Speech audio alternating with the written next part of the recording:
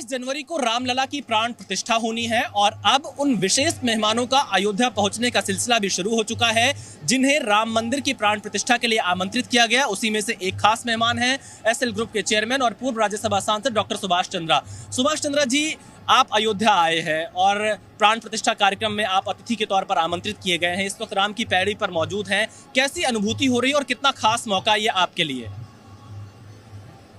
पहले तो आपके सभी दर्शकों को मेरा प्रणाम। जय श्री राम। भगवान की कृपा आप सबके ऊपर हो, ऐसी मेरी प्रार्थना। मैं आज अयोध्या लगभग 45 वर्ष बाद आया हूँ। 45 वर्ष पहले एक युवा के नाते जब आया था यहाँ, तो मन में पीड़ा थी। एक पीड़ा थी कि जिस रामायण को पढ़कर, रामलीलाओं को देखते हुए हम बचपन से बड़े हुए, अयोध्या के बारे में बहुत सी कथाएं सुनी, जिस जगह भगवान राम का जन्म हुआ वहाँ पे एक विदेशी व्यक्ति, और ये बात मेरे भारत के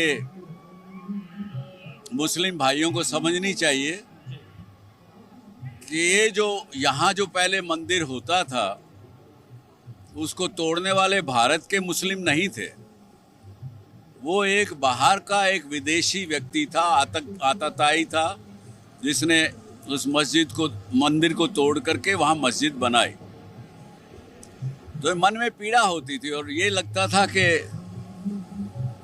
हम भारत के नागरिक होते हुए, और भारत 1947 में आज़ाद हो चुका, फिर भी जो हमारे पर जिन लोगों ने आक्रमण करके हमारे पर राज किए, उन लोगों ने, उन शासकों ने हमारे देश की संस्कृति, उसके पूजा स्थल, उनके आस्था के मंदिर, उनको तोड़ा, ध्वस्त किया।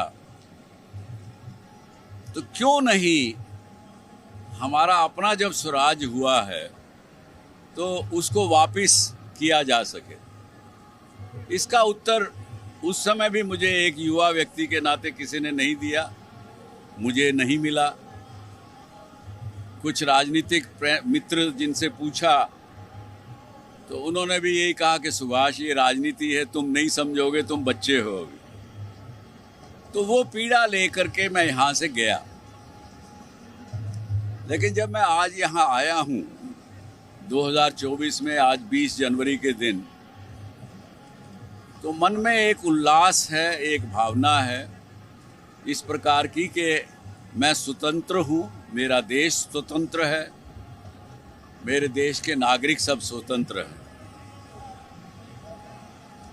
भगवान राम ने भी जब राम राज्य किया, जब वो राज करते थे, उनकी भी कथा में बहुत सी ऐसी चीज़ें मिलती हैं जिसमें कि सबको बोलने की स्वतंत्रता थी, आज़ादी थी।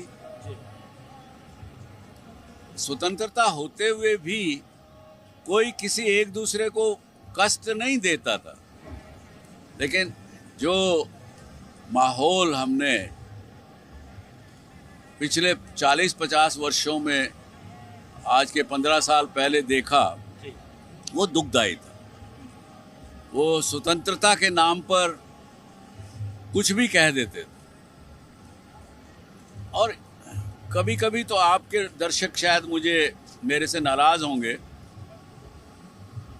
ब्रिटिश समय में, ब्रिटिश के राज के दौरान जो रुपया का जो करेंसी नोट था, उस पर भी भगवान की मूर्तियाँ थी।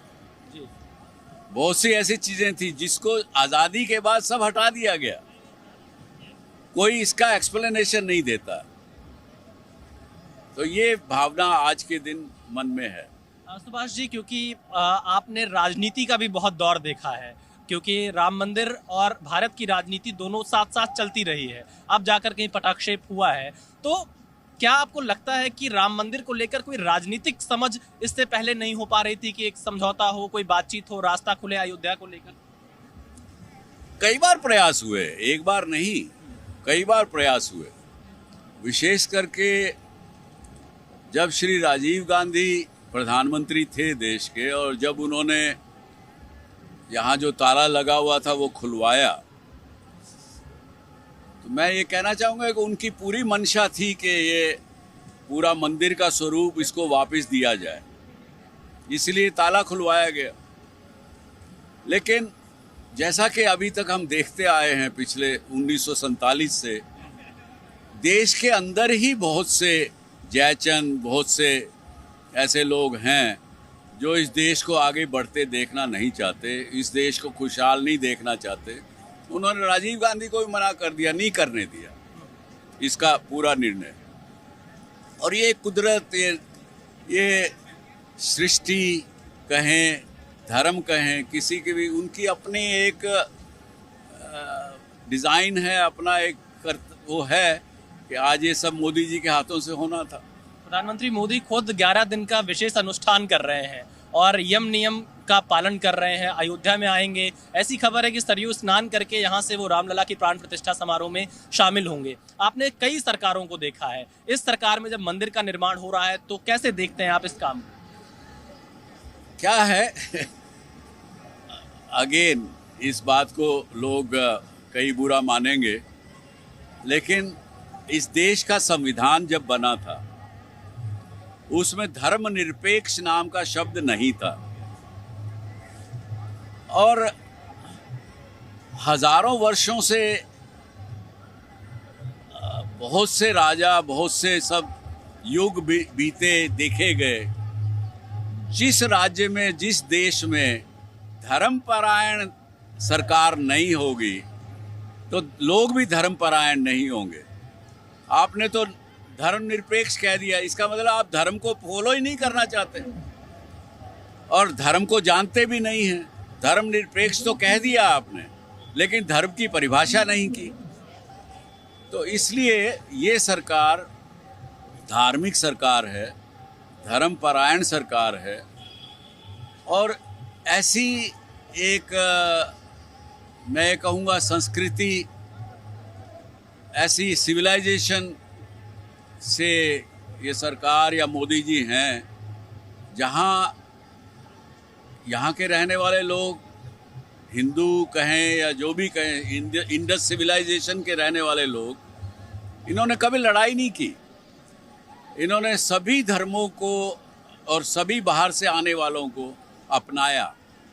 पारसीज हैं, क्रिश्चियंस हैं, यही के लोगों को कन्वर्ट करके मुस्लिम बनाया गया। जो ये यहाँ के लोग, आज अगर मैं कहूँ सबसे ज़्यादा कष्ट अगर होना चाहिए तो आज के मुस्लिम समाज को होना चाहिए, भारत में रहने वाले, क्योंकि उनके कोई बुजुर्गों ने जिनको कन्वर्ट किया गया, हिंदू से मुस्लिम बनाया गया, उनको टॉर्चर किया गया, उनको मुस्लिम बनना पड़ा। तो आज के मुस्लिम भाइयों को ये मानना चाहिए कि उनके बुजुर्गों ने जो हिंदू थे उनको टॉर्चर करके मुसलमान बनाया गया, तो कष्ट उनको ज़्यादा होना चाहिए। लेकिन हिंदू समाज ने लड़ाई का रास्ता नहीं चुना, इसीलिए ये जो संस्कृति, हमारी सिविलाइजेशन बची रही।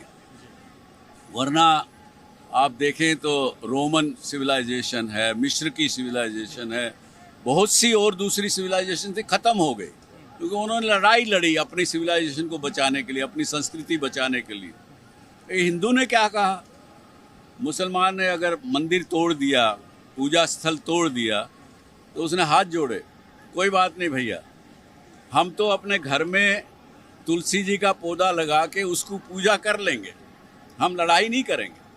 इसलिए ये सिविलाइजेशन बची रही और बची हुई है और आगे बढ़ रही है। एक अंतिम सवाल, क्योंकि राम की पैड़ी पर है, राम राज्य की बात होती है और अब राम जी का मंदिर बन गया। 500 वर्षों का संघर्ष 1528 के बाद से लगातार अयोध्या में चलता रहा। आप जी न्यूज़ के दर्शकों को क्या कहना चाहेंगे राम की पैड़ी से, अगर राम राज्य की हम बात करें? मैं तो आप सबके दर्शकों को यही कहूँगा कि राम की जो अच्छी बातें थी, उनकी जो अच्छाइयाँ थी, उनको अपनाएं, अपने जीवन में अपनाएं। मुझे दुख होता है बहुत बार, मैं जब देखता हूँ कई अपने आप को राम भगत कहने वाले लोग अपने ही परिवार में अपने ही भाई से धन और संपत्ति के लिए जब लड़ते हैं और फिर दूसरी तरफ जाके राम के मंदिर में पूजा अर्चना करते हैं, वो सही वास्तव में वो राम के भगत नहीं है।